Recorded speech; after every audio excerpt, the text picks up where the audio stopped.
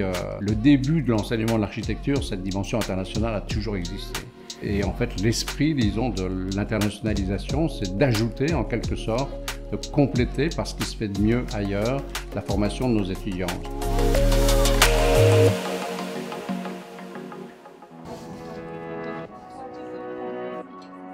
C'est notre rôle en tant qu'institution d'enseignement d'offrir le maximum d'occasions possibles et les meilleures occasions d'apprentissage. Et les apprentissages de notre discipline, c'est pas seulement en salle de classe que ça doit se passer. Donc, quand on a l'occasion d'aller sur le terrain et de visiter des sites et des lieux, des villes, c'est là où on va vraiment aller au cœur de notre discipline.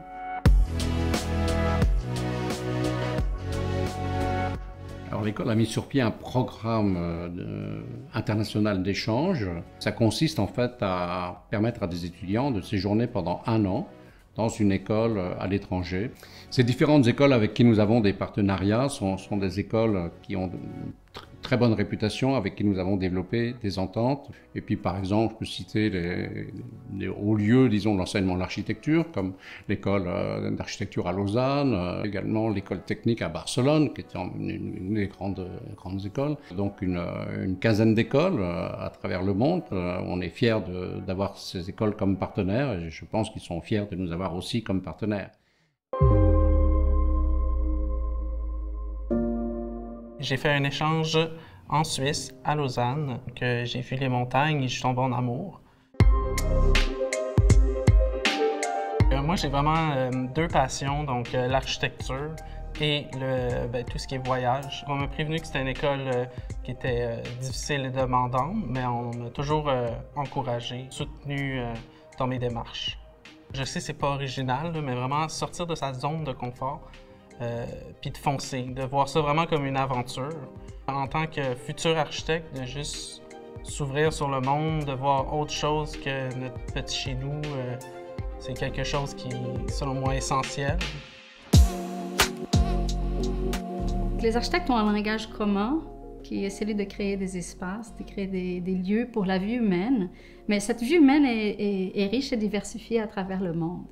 Donc, les voyages permettent de vérifier cela sur le terrain et d'apprendre les uns des autres à travers la rencontre de différentes cultures. Cet atelier, on l'appelle Hors les murs. C'est un atelier qui, en général, a choisi comme sujet de travail, comme sujet de projet, une situation dans un pays ou dans une ville donnée. Et l'atelier, à ce moment-là, se déplace dans cette ville, à l'étranger. J'ai fait l'atelier Hors les murs au Brésil à la 2e année de mon baccalauréat en architecture. Pour la première fois de ma vie, j'ai voyagé dans une perspective d'approfondir mes connaissances dans ma profession, dans mon métier. Puis avec les ressources de l'université, ça m'a permis de visiter des endroits probablement que j'aurais jamais visités, rencontrer des gens aussi que dans un contexte régulier, j'aurais jamais eu la chance de rencontrer. Mais ce qui est intéressant, c'est qu'on peut vivre l'architecture puis visiter les bâtiments dans leur contexte. Donc vraiment de voir l'environnement dans lequel ils sont implantés, comprendre c'est quoi le rôle de ce bâtiment-là dans le quartier, dans la ville. L'architecture brésilienne, c'est une architecture qui a une différente approche que la nôtre. Donc, ils pensent beaucoup en relation avec l'extérieur dû au climat qui est assez clément. Donc, de voir des approches en communication directe avec la nature puis avec l'utilisation de différents matériaux, ça a été super formateur. Au niveau de la maîtrise, les voyages font partie du programme de recherche. Donc, il est en lien directement au thème d'étude de chacune des équipes de recherche. Donc, si on va rentrer dans le détail, par exemple, une équipe de recherche qui étudie la question du patrimoine bâti va pouvoir avoir un voyage d'étude sur le site où ce sujet-là a été adressé. Dans le cadre de mon projet final de maîtrise, je suis allé à Édimbourg, en Écosse. L'université nous a beaucoup encouragés à faire ce voyage-là. Elle nous a aussi aidés avec des bourses pour pouvoir faciliter ce voyage-là, pour que chacun des étudiants ait l'opportunité d'aller sur place.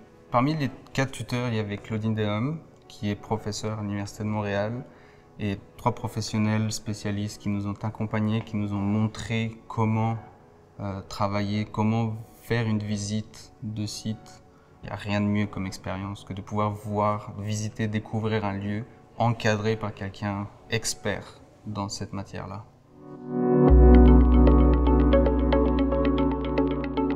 Dans le cadre d'un concours organisé par l'Université de Singapour, où est-ce qu'il y a 10 universités à travers le monde qui sont invitées à participer, je suis allée à Bangkok pour participer à la résilience des villes en Asie. Puis on était pris très au sérieux quand on est arrivé là-bas, évidemment, avec l'appui de l'université. On était la délégation de l'Université de Montréal, puis on s'est assis dans les bureaux, je me rappelle, des urbanistes de la ville de Bangkok.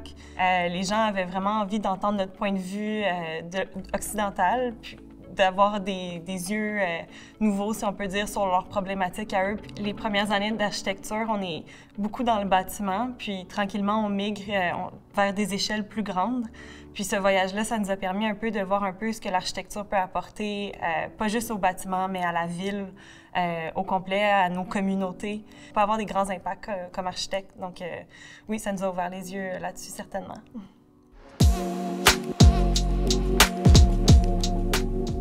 Parmi les activités internationales que nous offrons, il y en a une qui est assez originale finalement, qui s'appelle l'atelier triptyque. Un atelier qui permet d'accueillir 3 architectes de renommée internationale et qui vont offrir au fond à nos étudiants 3 courts projets, 3 occasions de discussion, 3 occasions d'échange, ce qui va constituer en quelque sorte une expérience assez unique.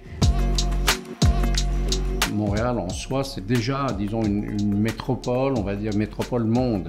Et l'université, bien sûr, qui est l'Université de Montréal, est perchée sur sa montagne, n'est pas seulement, disons, l'emblème de Montréal, c'est aussi, disons, une université qui cherche à s'ouvrir sur le monde. Elle l'a toujours été, d'ailleurs, depuis sa création, mais qui a amplifié encore, je dirais, aujourd'hui, cette dimension. Le beau slogan de l'université, de se désigner comme l'université du monde, nous colle très bien à la peau et on est heureux d'y contribuer.